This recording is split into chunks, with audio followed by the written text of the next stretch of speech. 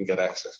Again, we speak about Ukraine. There's a tremendous focus on Ukraine, and rightly so. But as Dr. Tedros has said, there are many other areas in the world in which we have real access issues.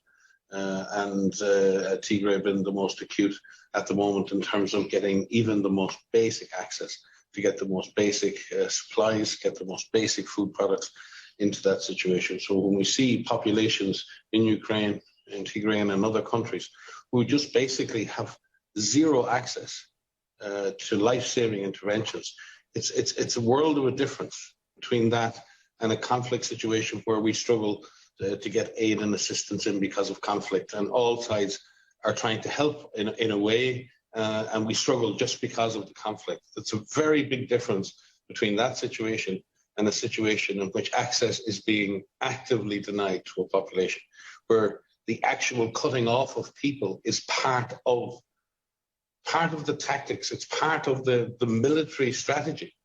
This is what's so unusual about situations like we see in Ukraine, like we see in Tigray. This is not people caught up in the fog of war. It's not people just caught up in a conflict. It is people being directly targeted, directly denied, and directly used as strategic implements, as chess pieces on a horrific, murderous board that they have no right or no need to be on. So I think there's, Simon, a huge difference when we look at these different conflict situations of why people, huge numbers of people, end up in these situations. And I think the world needs to look at why we do end up with so many groups of people being used as pawns and pawns of war. It's very hard to understand, quite frankly. Deputy President, Senator Lyons. Thank you, Mr President. Over 17 months ago, the northernmost region in Ethiopia, Tigray, was embroiled in a war that has led to massacres of civilians, destruction of hospitals and clinics, and an exodus of refugees and the emergence of famine.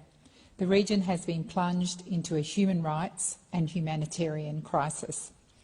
A member of my staff, Niat, who is part of the Tigrayan community, tells me that her community, particularly the youth, have been working tirelessly to advocate for their families. Due to the communications blackout, members of the diaspora have not been able to communicate with their family members.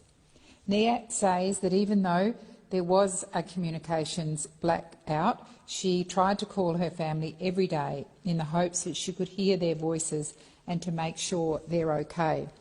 She hasn't heard from her family for 11 months. There have been many accounts of Tigrayan people in Australia not having heard from their family members, only to find out that a number have been killed. The weight this has on the Australian Tigrayan families is devastating. Researchers have estimated that as many as 500,000 people have died from war and famine in Tigray since November 2020. Millions of Tigrayans are still going hungry. According to the World Food Programme, 80% of Tigray's population is food insecure.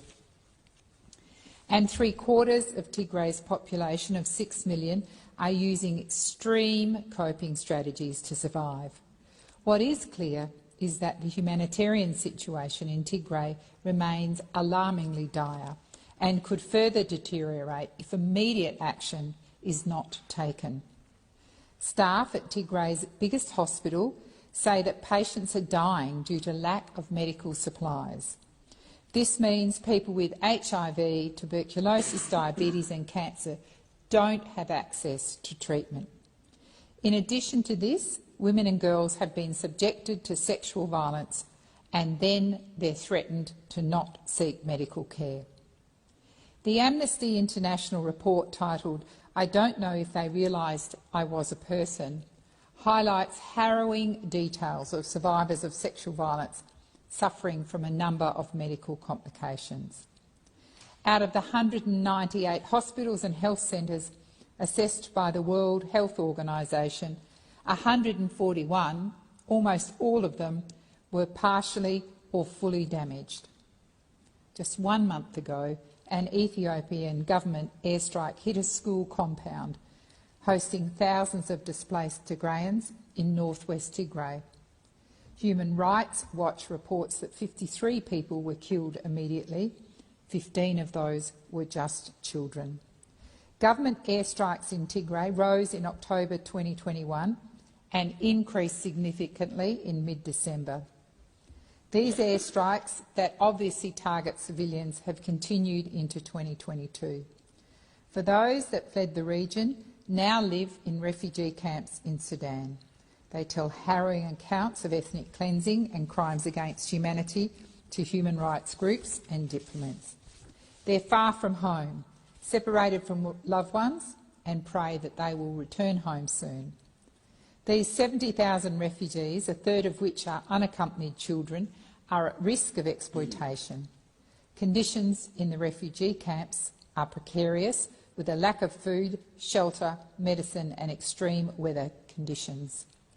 I echo the words of Tedros Adhanom, Director-General of the World Health Organization. A communications blackout means that Tigray has become a forgotten crisis, out of sight, out of mind. I would urge the Australian Government to do what it can to raise this issue urgently at the UN and to ask the UN to immediately start to act to work towards peace and the return of refugees to their homeland of Tigray.